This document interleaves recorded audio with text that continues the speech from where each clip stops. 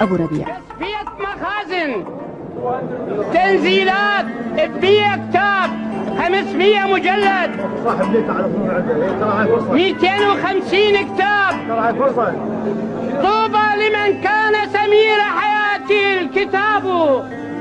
بعد الحصار يوجد هذا الشارع هسه اللي وأنا اللي خلقته، وكثير من العلماء والمثقفين كان مقرهم شارع المتنبي، لأن كان أكثر الكتب أكثر المحلات كانت مكتبات، والآن تقلصت المكتبات نتيجة الظروف، نتيجة الحصار تقلصت إلى أن بقت هسه مكتبات معدودة. يعني المقولة تقول يعني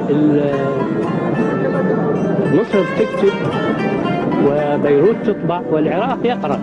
هاي الكل اليوم شو حال العراق ثقافيا؟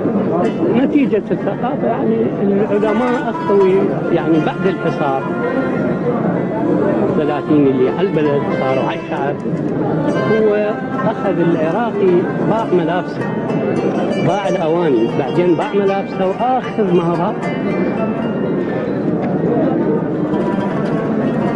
باع كتاب.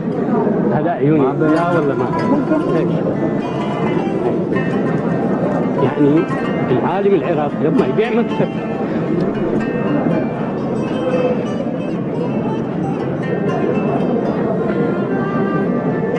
العالم العراقي لما يبيع كتابه يعني أعز من ابنه. المثقف باع كتابه، العالم باع كتابه، الأديب باع كتابه، فها يعني معروفة نتيجة الحصار. بيت بلا مكتبة صحراء قاحلة يسكنها بدو جهل، 4:15، 4:30، 4:30. أبيع راح أبيع راح أصالح.